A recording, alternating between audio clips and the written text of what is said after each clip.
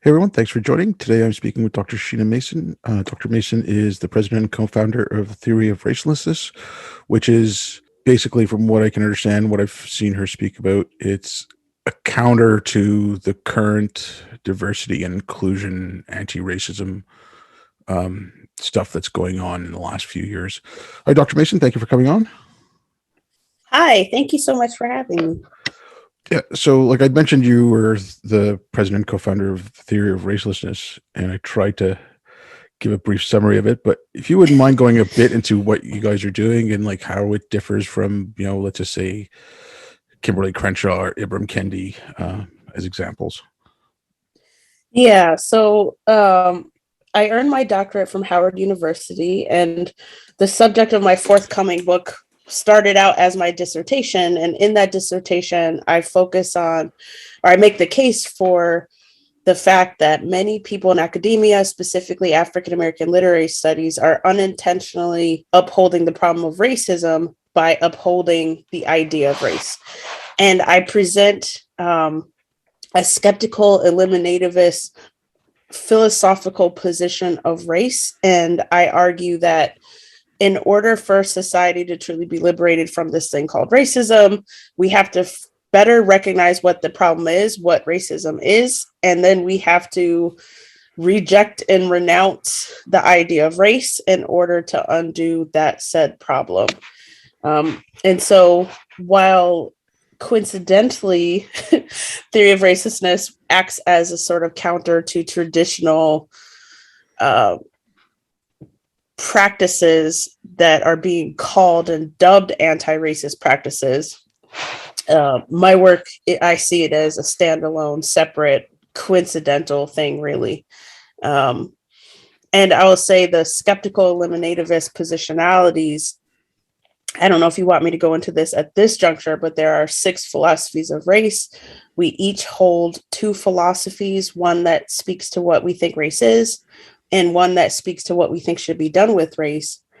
And in American society, we're really, I think, programmed to be what's called a constructionist reconstructionist, which is to believe that race is a social construction and then to constantly try to reconstruct the thing called race, which is where I see Ibram X. Kendi falling, Kimberly Crenshaw, etc. As a skeptical eliminativist, I argue that race does not exist. We are misnaming other things that do exist and calling it race or racial. And I also concede the fact that most people think race does exist. So to actually recognize and walk into our racelessness, there's something to be eliminated. So racelessness speaks to both my skepticism, as in we're already raceless, and helping people recognize they're raceless. And then subsequently, now that we've come to that recognition, we have to, as a society, decide to eliminate the concept of race to undo racism and actually achieve racelessness. So are you like more along the lines of like, let's say, I think it's the book's Racecraft. I think it's Barbara Fields. So are you more along the lines of that or like more like Camille Foster type of thing? I don't see them as being separate. Not I don't see too big of a distinction between the likes of Camille and Barbara and Karen Fields.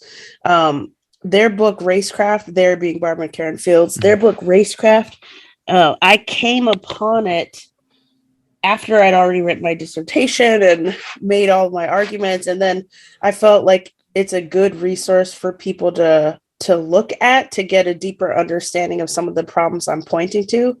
Because if you know about skepticism and eliminativism and you read a book like Racecraft, you can see that they are skeptical eliminativists. And so I do think that the comparison between some of the ideas I'm saying and the ideas of Racecraft that they highlight in that book are helpful. And then Camille, I see, is also being aligned with that same type of effort. Yeah, I mean, I shouldn't have made too huge a distinction between Camille Foster and the Fields. It was just I was just trying to get that like something that because you're talking about getting away from race, and that's one of the hypocrisies I see in like the the Kendi version of anti-racism. And if you go back to it, yes, it was, I guess, in the 1600s, a bunch of Europeans who were classifying everything, and then, for lots of reasons, mainly being conquest and stuff, they decided to classify humans and they came up with the idea of race. But instead of getting, they fully, like someone like Kendi will fully say that it's, white people that put this on us, or, put the idea of race on the rest of the world, on all non-white people. But it's like they want to embrace it even more. I'm like, if you're opposed to the idea that was forced upon you, why do you want to embrace it anymore? I mean, like, that's one of the hypocrisies of people like Kendi that I struggle to try to figure out. Yeah, it's because at this juncture, the idea of race and culture and ethnicity, which have value in human society, are conflated. And so for a lot of people, when I start talking about theory of racelessness, and that's at the core of my work, is really just educating people about the philosophies, educating them about alternative philosophies, and inviting them to participate in a skeptical eliminativist conversation as it pertains to racism, to better identify the problem of racism. It's most difficult for people who have this web of meaningful happenings and meaningful parts of who a person is and how a person moves in society tangled up with this conception of race. And a lot of that tangling comes from the fact that Black is understood at once to be race and culture and ethnicity. So a lot of African Americans in particular will tell you that when they think Black American, they're talking about ethnicity. And then, of course, culture is part of ethnicity, and so on and so forth. But because the language, the word Black itself, comes from race, it existed, of course, before it became codified in race. But because of that connection, I try to help people disentangle all of those meaningful things, ethnicity and culture, from the language that they're using to apply to themselves, to help them see that it doesn't make sense to, if we are serious about liberating ourselves from the problem of racism, it doesn't make sense to take the same language that was used, to your point, and weaponized to disenfranchise and disempower certain groups of people, and then now hold on to it, cling to it harder than ever, because we have this pride wrapped up in that thing. And it's hard. And to many people, I get this question often, or similar types of questions. It's hard for many people to understand the sort of illogic of it. But if we really take a look at history and how the word Black has been constantly under reconstruction, it makes perfect sense.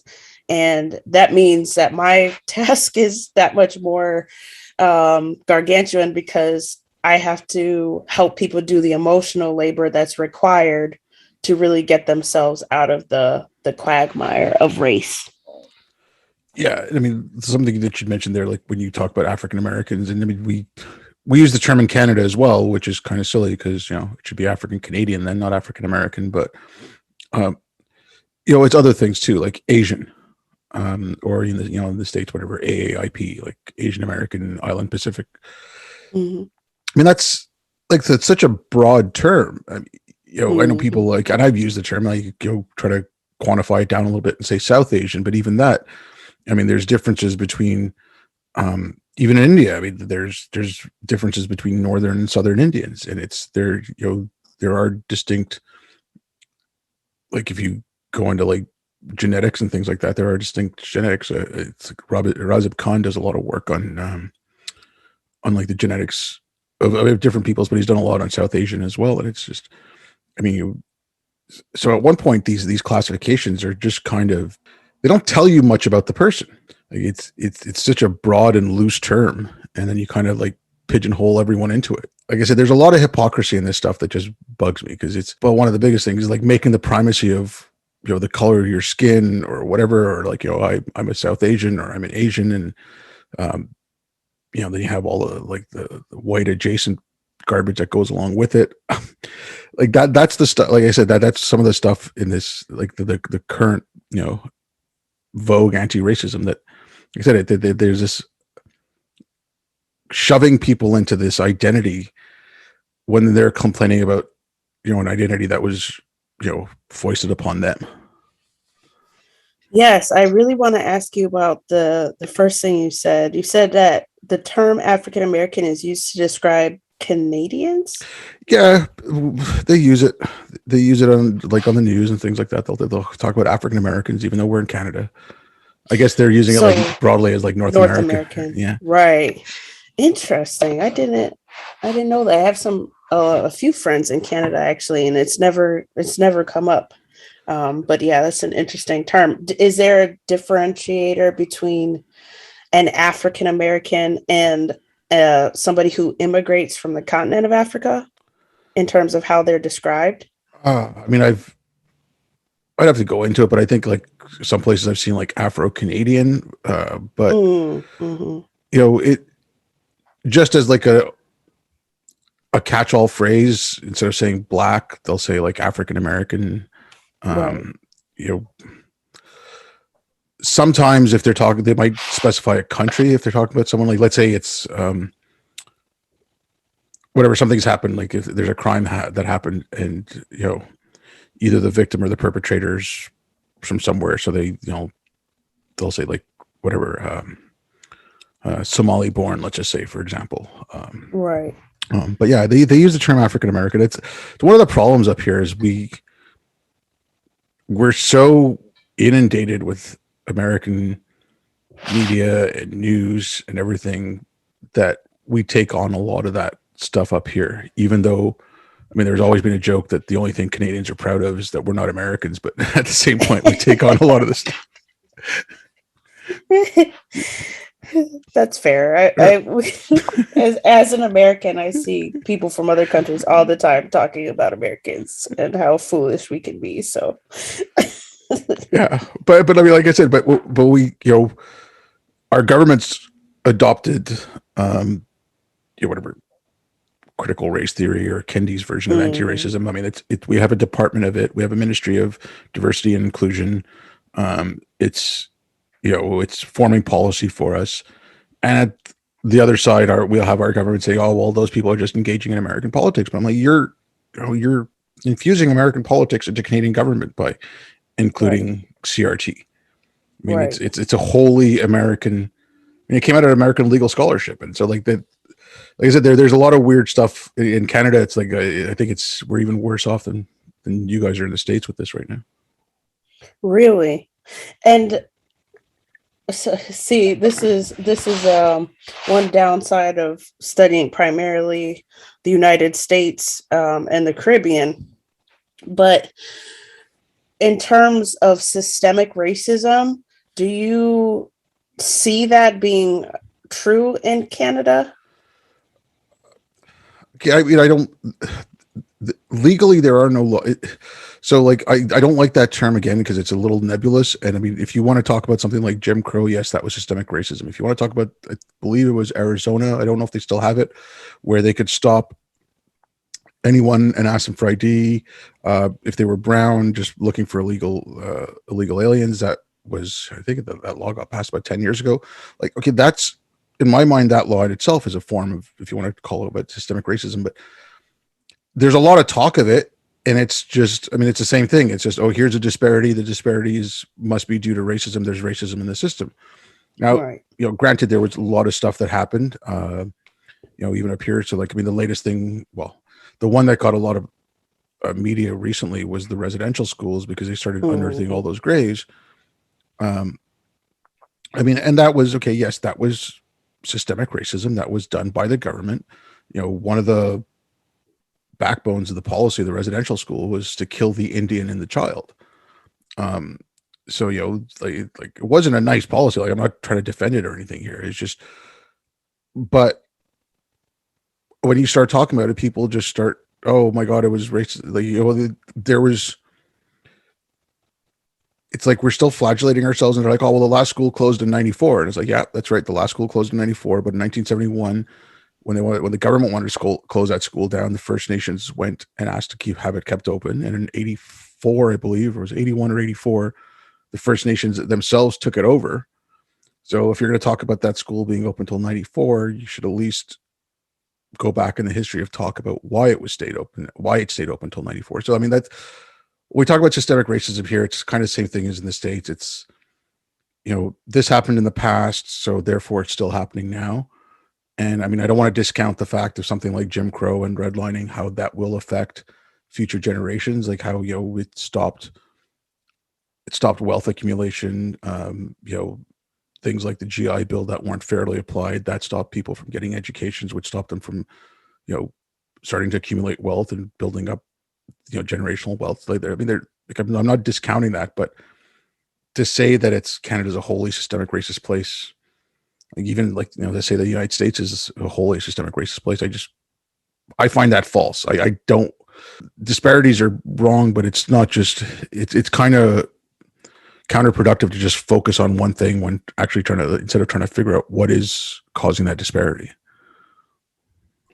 Yeah, that's one of my biggest points of contention with how people continue to talk about the problem of racism in the States is it's very much done in a black and white, pun intended, way, which precludes more people from better seeing the problem, which then precludes us from actually solving problems, whether it's racism or whether it's something else.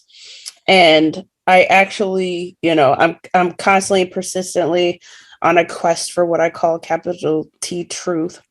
And it's reflected in my own podcast library on YouTube, because recently I had a conversation with Charles Love, who's the author of this book, Race Crazy, which comes out next week. And he gave me some statistics that I went and did research, looked it up, for myself, came to the conclusion that he was right. He wasn't misleading me.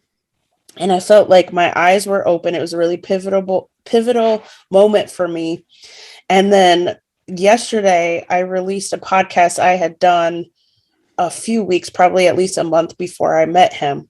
And in that podcast, I talk about how when I think of racism, and I think of specifically, if I'm going to call it systemic racism, I think of the disproportionate number of racialized Black people who are impoverished in the United States. And I think about things like mass incarceration or the achievement gap.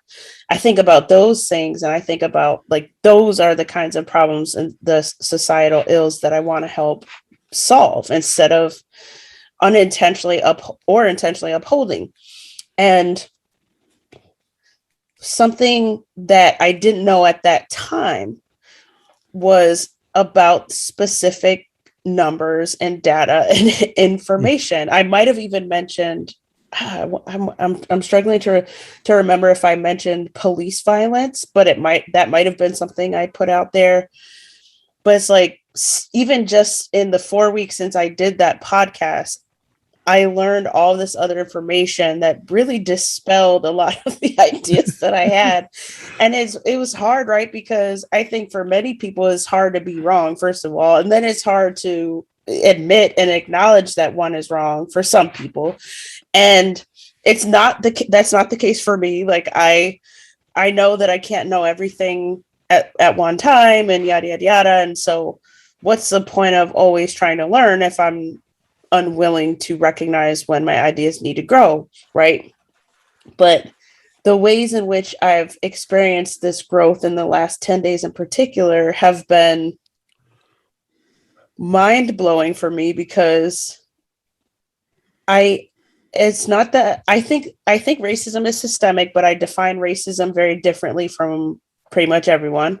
I define racism as believing that human beings are born into distinct categories separate from each other. And from my take, race itself is the hierarchy. Race and racism are the same. It's synonymous.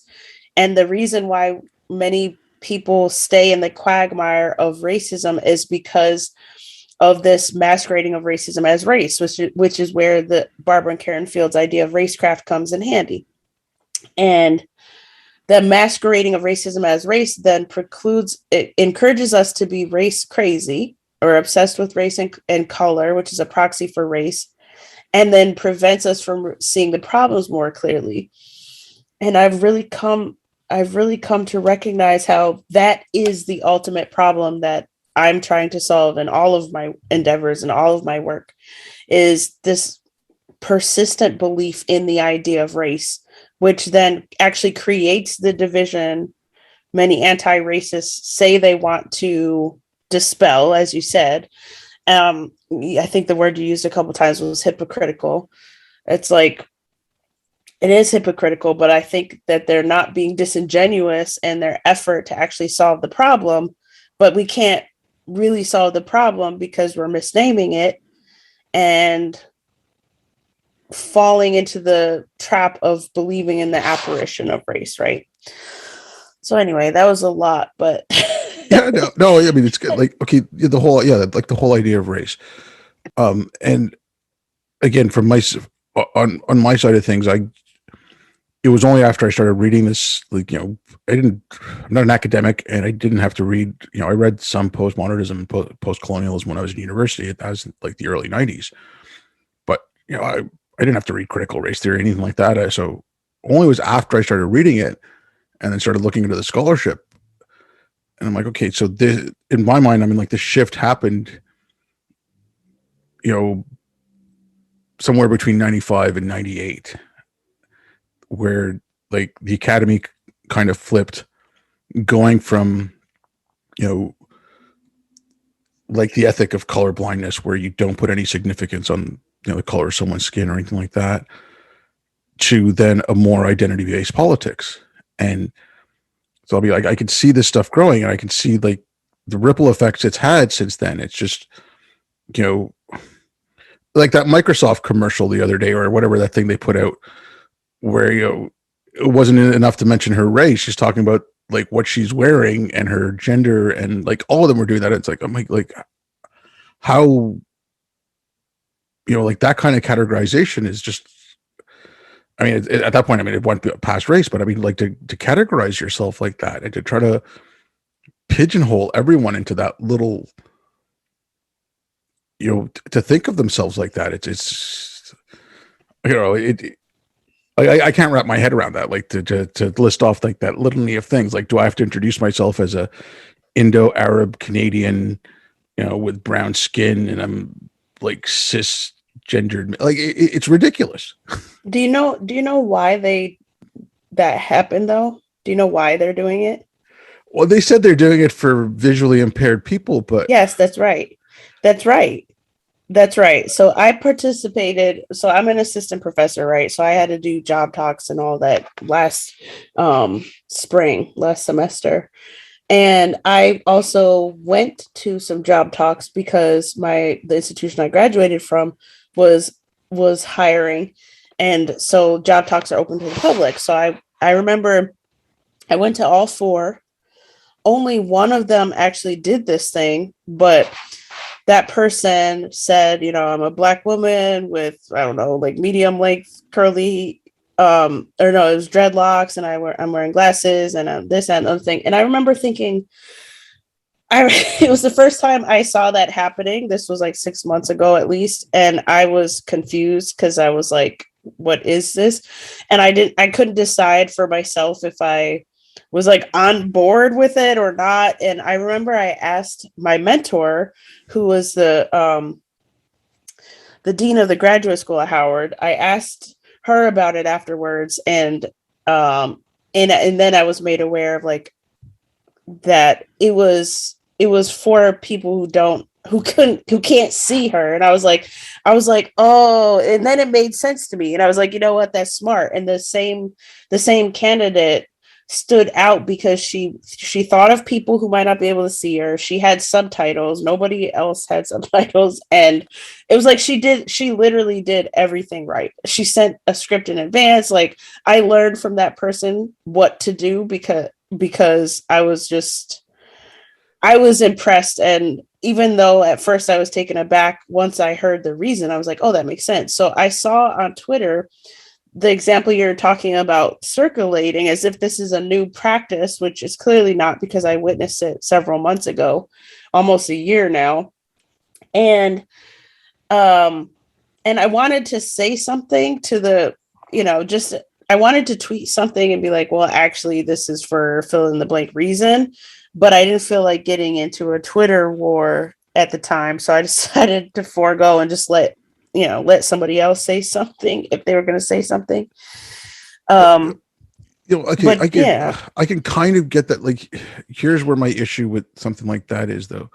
Now, I understand, okay, if you're one-on-one and you're trying to describe yourself or something, I guess, but if you're giving a talk like that, my problem with that lies is, like, if I'm listening to people give a talk, okay, I want to hear what they're saying and I want to hear their ideas.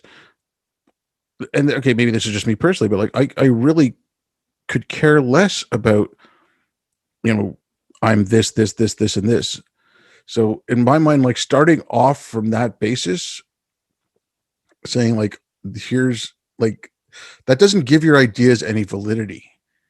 And it, like, if it's a discussion about ideas, it's a public talk or whatever, it should be your words and the content of what you're saying is what should matter, not, a list of immutable characteristics. sure, but I feel like that also devalues the benefit that people who are visually impaired, who can't see the thing, would actually get from it, right? Like, we're speaking from a place of being able to see, or if we go to a podcast Mm. like yours, it's audio only, right? So then it really doesn't matter what we look like because people can't see us. So it would really be foolish for us to be like, I look like this because it's an audio only podcast. But if it's some kind of video or in-person event, I can see the benefit. And mind you, I haven't asked, I don't have actually many visually impaired friends, so I don't have anyone to ask, like, does this matter to you or doesn't it? But I feel like just because it doesn't vibe with you doesn't mean that it doesn't help somebody else, if that makes sense. Yeah, okay, I can respect that, but again, and maybe this is just me being like too biased, because on the same side, so coming from not just the race, the anti-racism, like the quote unquote woke, like or the critical social justice. If you listen to them talk about disabilities, I mean, and this is when there are papers about this, like, if you cure someone of their deafness, or if you come out with a cure for deafness and you can fix, like, everyone who's deaf who wants to now be hearing can be hearing, and will no longer be deaf. Like, they've actually literally said that's a genocide on the deaf identity. So like, so when they start off with the land and acknowledgement and all the other stuff, so I see that whole thing wrapped up in that, and that's where, I guess that's where my issue with it starts. But then, like I said, the other point is you're giving more weight on the identity of the person than what they're thinking and talking about and how they're thinking. So that's where maybe, it just instinctively, I'm kind of get my hackles up when I hear that now, because of maybe I've read too much of it and I'm, like, overexposed or something. I don't know.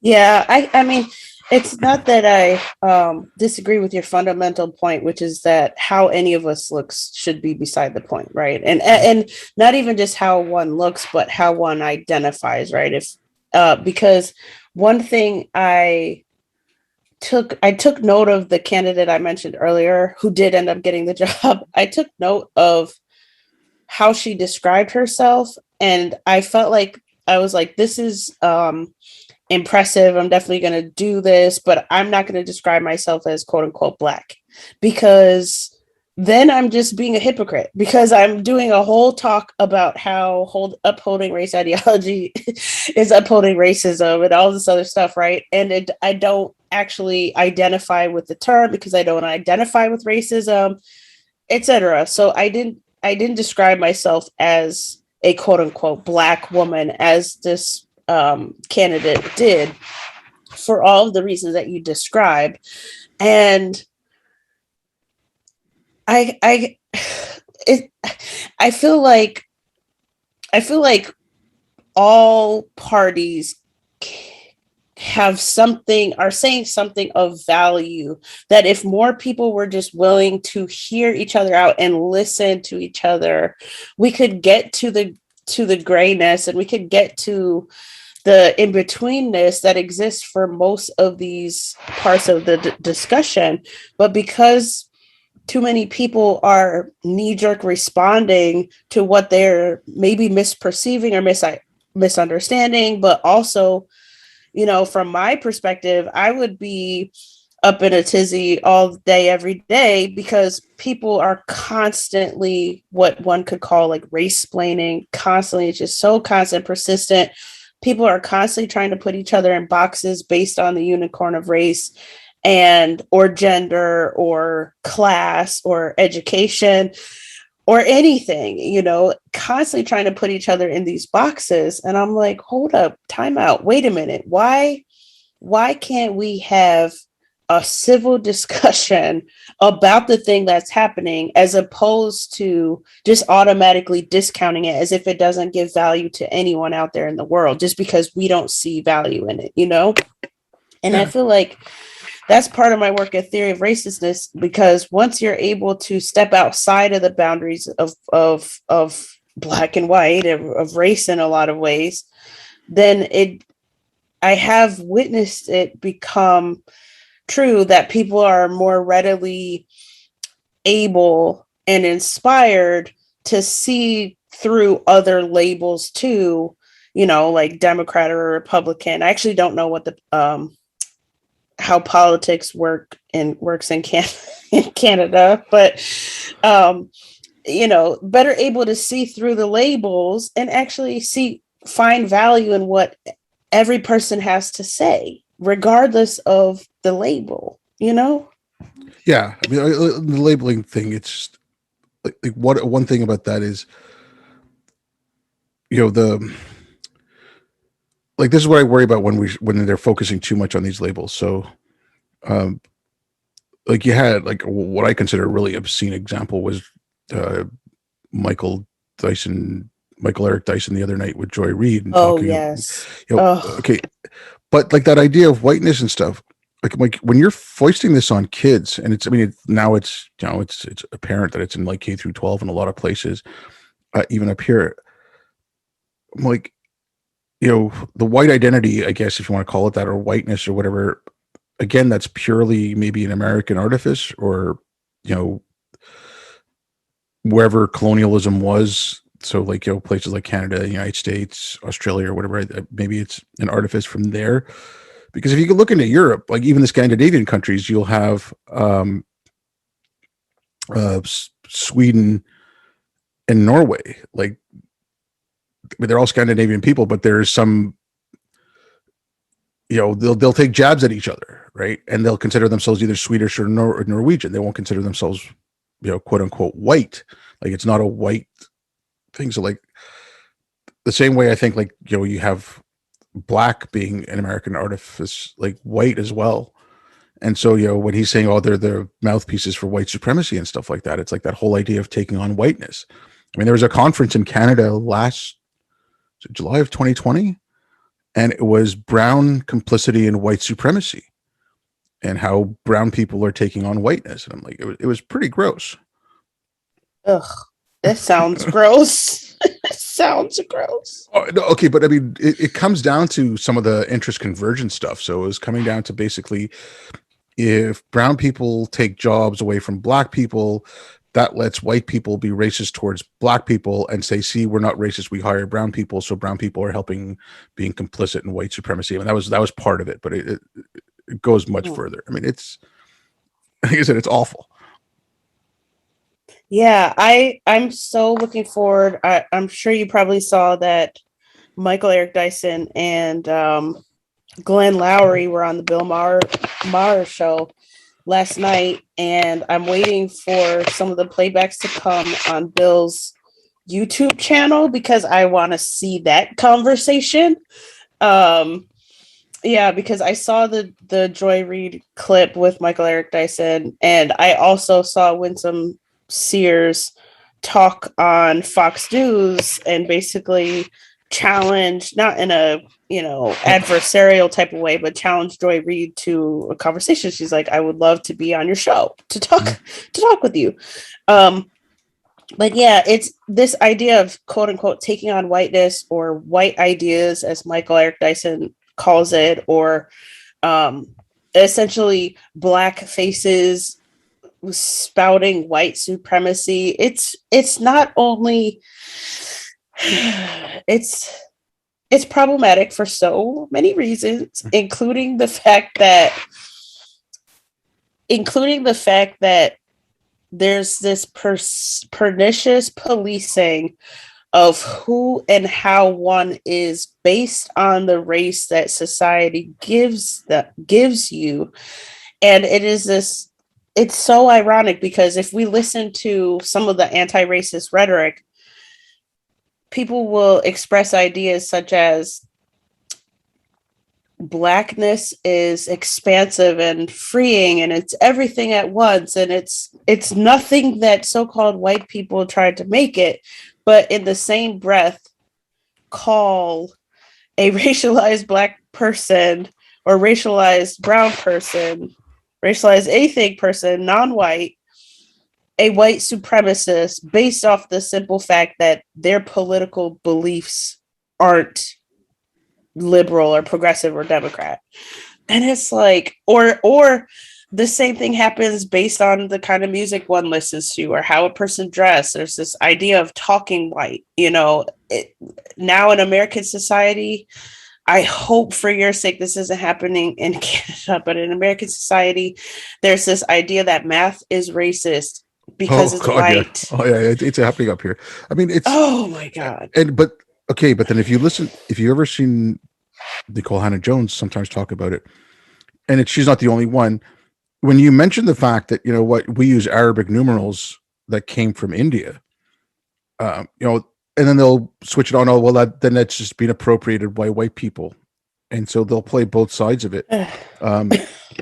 But yeah, I mean, like the whole idea of acting white. There's actually there's two books called Acting White. One of them I haven't read, and it's supposedly fairly good, but the other one came out in 2013, and the prologue is about how the Obamas were white and how they acted white, and you shouldn't act white. And it basically sounded to me like if you were listening to, a real racist from the 70s or whatever, talking about uppity black people. It's exactly how they would describe, quote unquote, an uppity black person was how this book, Acting White, and it's by Collado and Karate or something like that, how they were describing acting white when black people act white and whatever. Like I said, it reminded me of a racist talking about being uppity, and I'm like, I just couldn't get my mind past, like, this got published. These people are academics and they're helping form curriculum. I was like, I'm like, what's going on here? Yeah, it's have you watched the Colin Kaepernick, or no, I think it's called Colin in Black and White with Colin Kaepernick? I saw the ad for it. No, I haven't seen that on Netflix. I don't think I will. So I was resisting at first as well because I saw a couple of the worst parts of it being, lambasted on Twitter, and but I was like, true Dr. Mason fashion, I was like, let me watch it. Let me watch the thing that people are lambasting. And in the series, Colin Kaepernick talks about how two characters, Steve Urkel and Carlton Banks from 90s sitcoms, were basically made for white people to help make white people more comfortable because they were translation, they were essentially acting white. And again, it's this nonsensical idea that to be racialized, fill in the blank, is to be essentialized appropriately in all of these really problematic ways. And it's in large part, a lot of my evidence for why the idea of race is nonsensical in the first place, how racism masquerades as race, and why we need to get rid of it. Because so long as we keep holding on to the idea, it's going to keep operating racistly in our society, and it's going to keep putting people in boxes. And I think it's wrong, and I think it's divisive. I think it, where there's not systemic racism, I think it creates racism.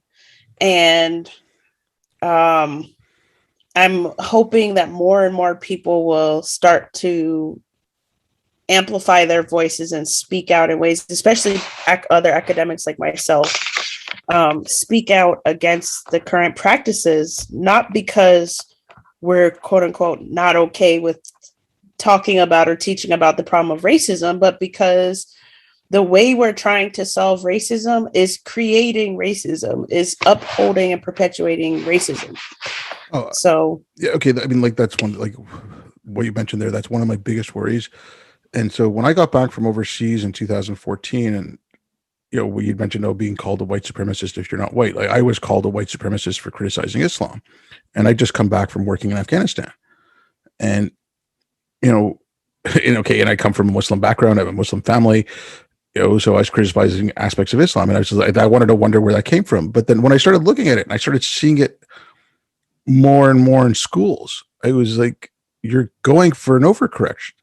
Like you're going to get people focusing on their race, and if you look at whatever the United States, if you just want to take it there, I mean, like in a majority white country where there's more than one gun per person, you want to divide everyone according to race and create division. I mean, I was just like, you're going to get that overcorrection. I was afraid, I thought maybe Charlottesville was that overcorrection and that it would snap people out of it, but it didn't. And it just keeps getting worse and worse. And I'm just like, when you read about something like the Dalton School in New York City, where they took kids from grade 3 to grade 8 for 45 minutes a week, and they split them up into affinity groups, and they told all the racial groups how they were oppressed by white people and what the good things that their race has done.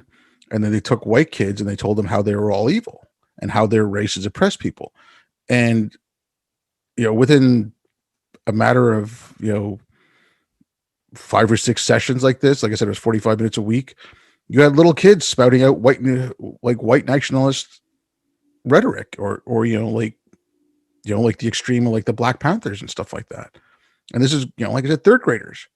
And I'm just like, how is that helping anyone? How is that going to produce healthy adults that are going to be able to produce a good society? Like it just like that's where my biggest fear of this stuff is, like that overcorrection that's going to come.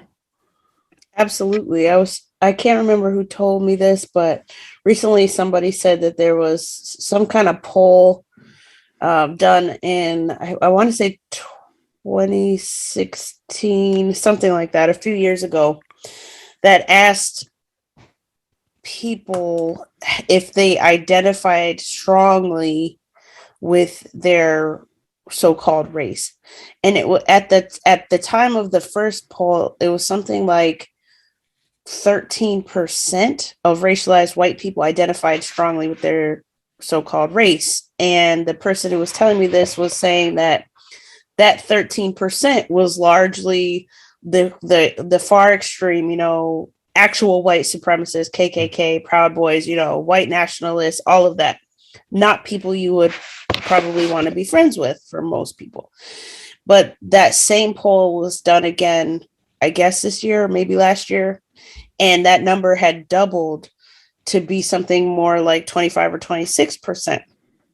And from their view, that doubling was indicating what you're saying and saying that you're worried about is that basically in an attempt to correct racism or quote unquote solve racism, they've overcorrected to the point where now increasingly racialized white people are coming to see their quote unquote whiteness as part of their identity, which is probably not what many people want to actually happen if we really think about this and think about not so far ago history.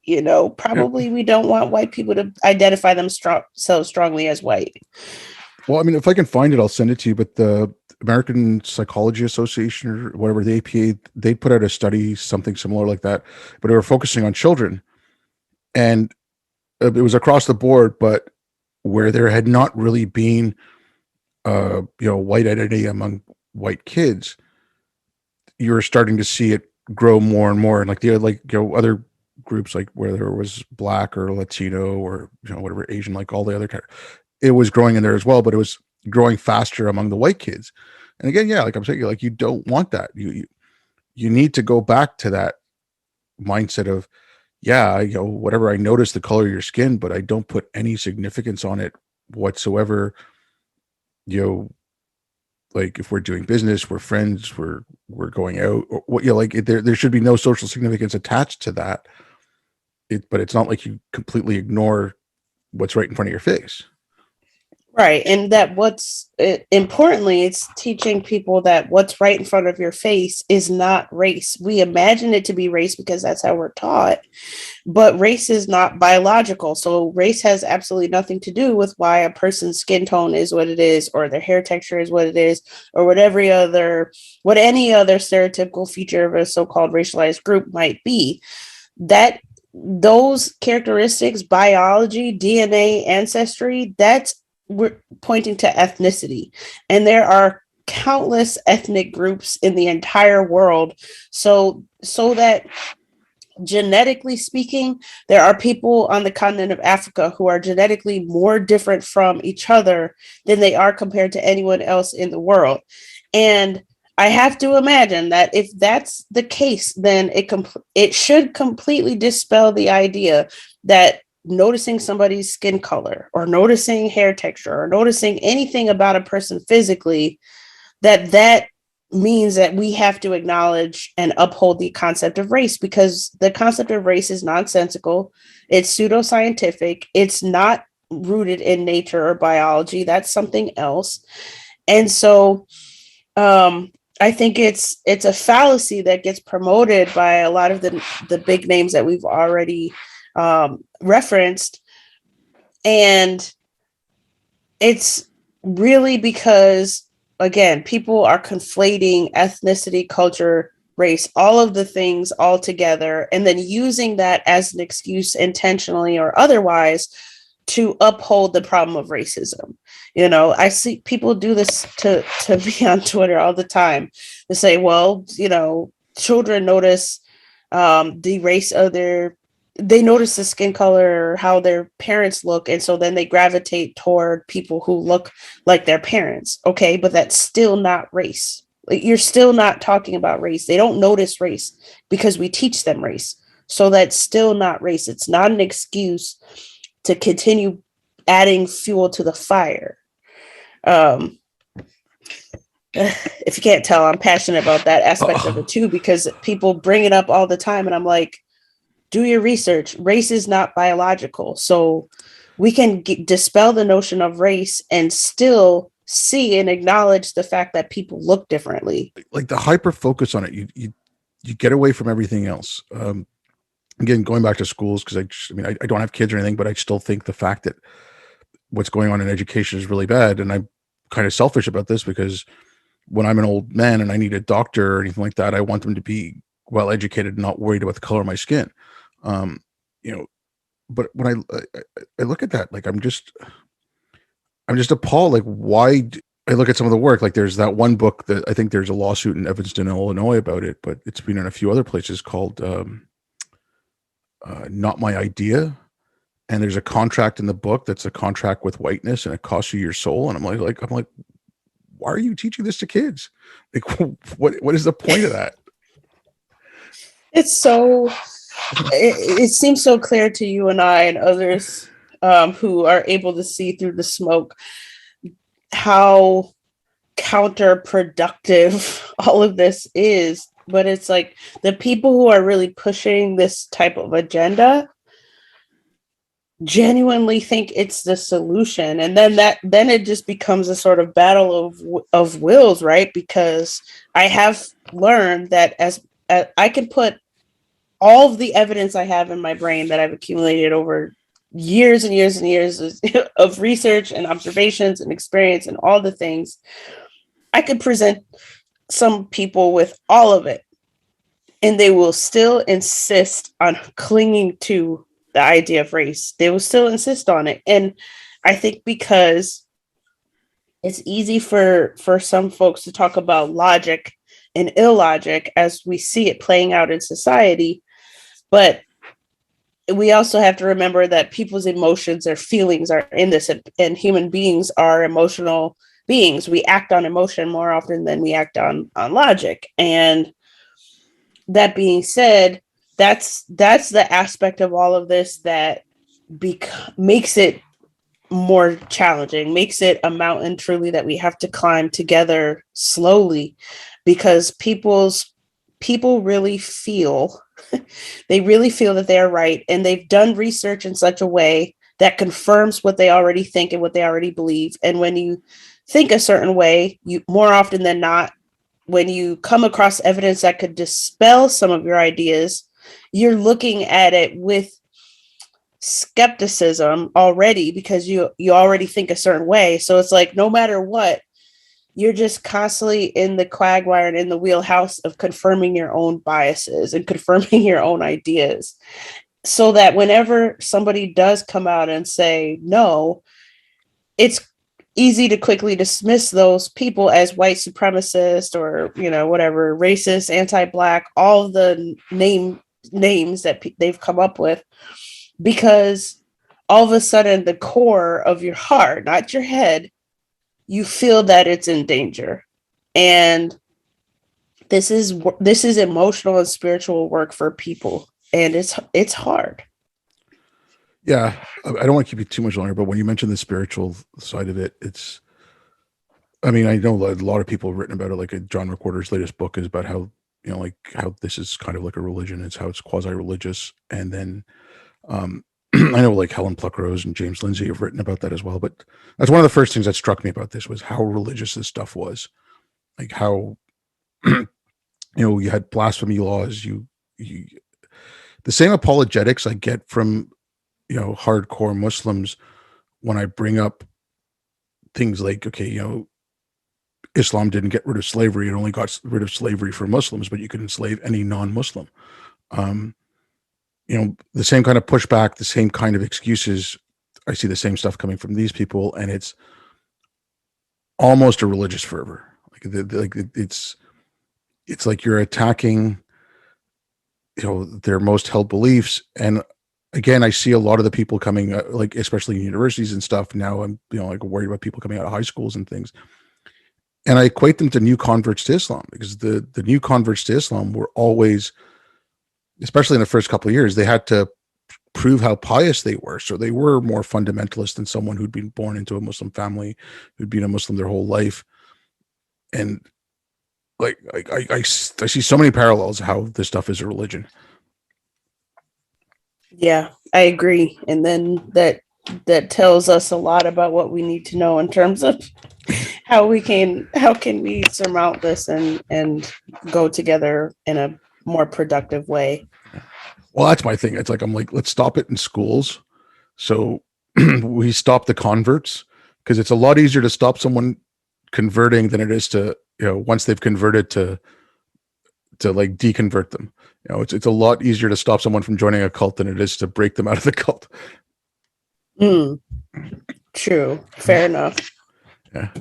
Look, like I said, I don't want to keep you much longer, but if you want to let people know where they can get a hold of you, tell them where they can get a hold of you, like if they want to find out more about the theory of racelessness.